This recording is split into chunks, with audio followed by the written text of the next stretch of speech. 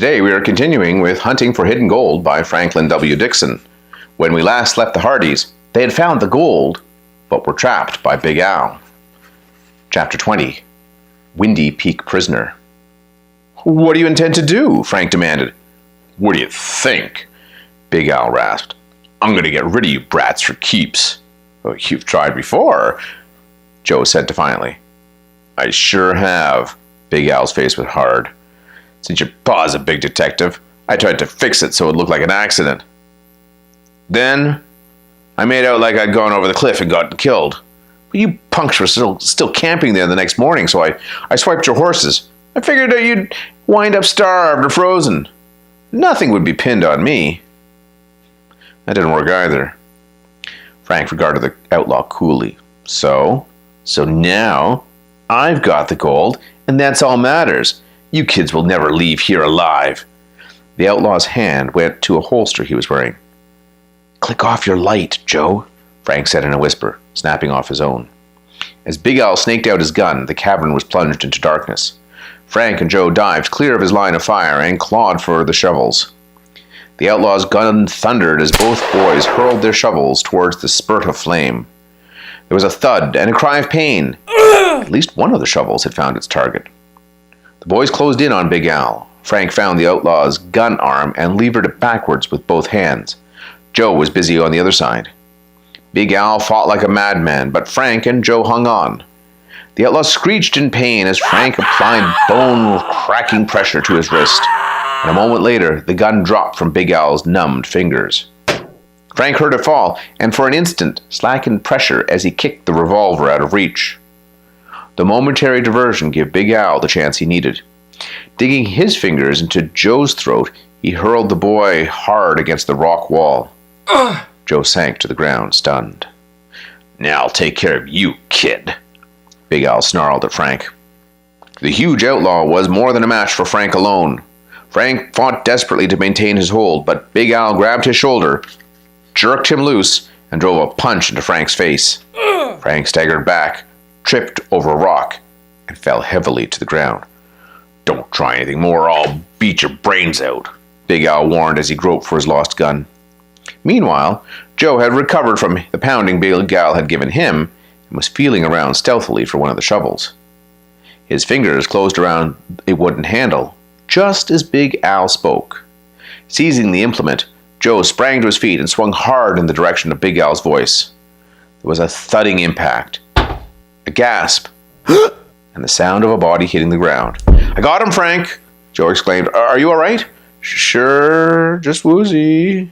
Frank pulled himself together and began searching for a flashlight. A moment later, he found one and switched it on. Big Al lay stretched on the floor of the cavern, unconscious. "Good work, Joe. I thought we were goners," Frank confessed, still panting from the struggle. "Let's tie him up before he comes to." The boys took off their belts and strapped the gang leader's wrists and ankles tightly. Then, with Frank taking his shoulders and Joe his legs, they managed to lug the prisoner through the mine tunnel. The outlaw's roan horse was standing outside, hitched to a rock. "Stay here and guard him," Frank said to his brother as they dumped the prisoner across the horse's back. "I'll go and get the gold." Making 2 trips, Frank hauled out the 4 bags. Then he stood watch over the unconscious outlaw while Joe went to retrieve their horses. Joe soon sighted the 2 animals wandering through the snow along the foot of the mountainside. Evidently, the scent of the wolves or their snarling had frightened the horses away from their cave. Joe quickly rounded up their mounts and brought them back to the mouth of the mine tunnel. Big Al had not yet recovered consciousness, and Frank was tying him fast to the roan. "I found some rope in his saddlebag," Frank explained. The boys loaded the gold into their saddlebags, and then Joe attached the lead rope of Big Al's horse to a saddle of his own mount. The outlaw was showing signs of reviving. Joe rubbed snow into his face to bring him around faster. As the man's eyes opened, he roared with rage and struggled violently against his bonds, but soon realized he was helpless. Big Al's face took on a sullen scowl. "I hope that gold brings you punks in Dawson and Onslow the same kind of bad luck it brought me," he muttered viciously. "That gold should have been mine 25 years ago." "You mean when you were Black Pepper and you and your gang tried to snatch it from those 4 miners?" Joe asked. "You know about that too, eh?" The outlaw glared at the Hardys. All right, it's true. I was Black Pepper. Should have had the gold if that skunk Dawson hadn't cheated me out of it. Cheated you? Frank retorted sarcastically.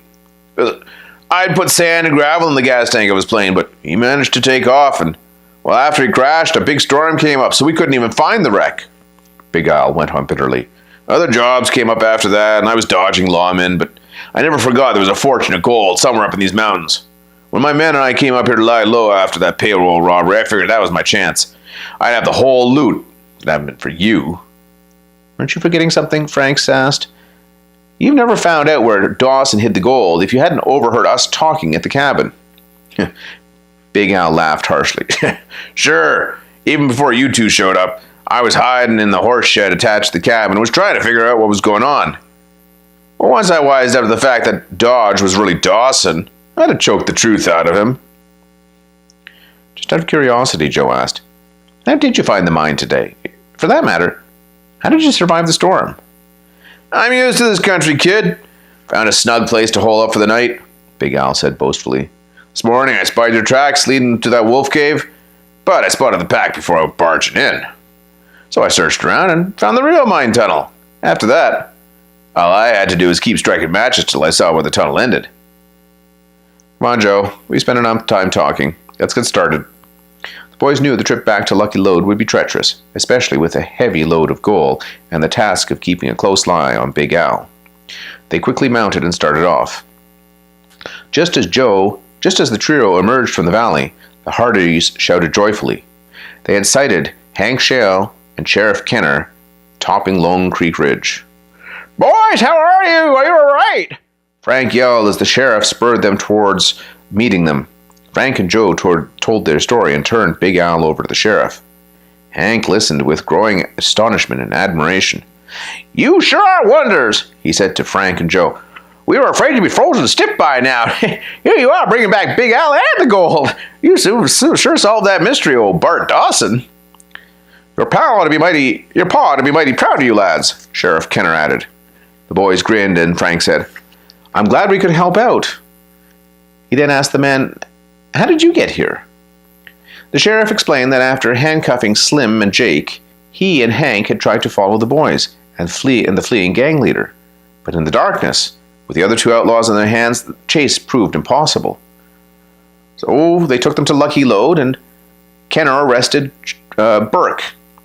He made a full confession about being Slipgun, the gang spy in town, and the one who pushed the boulder into Hank's cabin. Kenner explained that later in the day they had started off searching for the boys. They looked everywhere and had just about given up hope when they ran into Dodge, or Dawson as he's known, and heard part of the story. How's Dad? Frank asked anxiously. Oh, doing fine, Hank replied. In fact, the doc said he could take off the tape of his ribs any other day now. Well, we practically had to tie him down to keep him from coming along. Late that night, the lights of Lucky Lode were sighted, and by midnight, the party rode into town. Frank and Joe and their father held a warm reunion at Ben Tinker's cabin. Dawson was also on hand as the boys told their story about finding the gold and capturing Big Al. I can't get over it, Big Ben Tinker said. He chuckled. Regarding you, Dawson, being Dodge and not knowing, no wonder you didn't recognize me when I came and saw you one time in Helena. Ben cackled with satisfaction. Reckon now folks will believe I ain't given to imagining things. Frank and Joe, glad the case was solved, wondered what kind of adventure would come next their way. They were soon to find out when confronted by the Shore Road mystery. Mr. Hardy looked proudly at his sons and then said, Incidentally, boys, I had a call from Chicago after you left, saying the police had traced that phony taxi driver. Also, the friends of Big Al's, Hopkins and his hoods, were rounded up thanks to your phone tip. They all just made a full confession. And by the way, Hopkins never had a chance to send Onslow's map to Al. The gang was going to pull a bank holdup that afternoon, but your escape ruined their plans. Speaking of plans, I wonder what Mike Onslow will be when he learns he was rich. Joe chuckled. Let's phone him first thing in the morning and find out. And I'll give a mint to see Aunt Gertrude's face when she hears about the gold.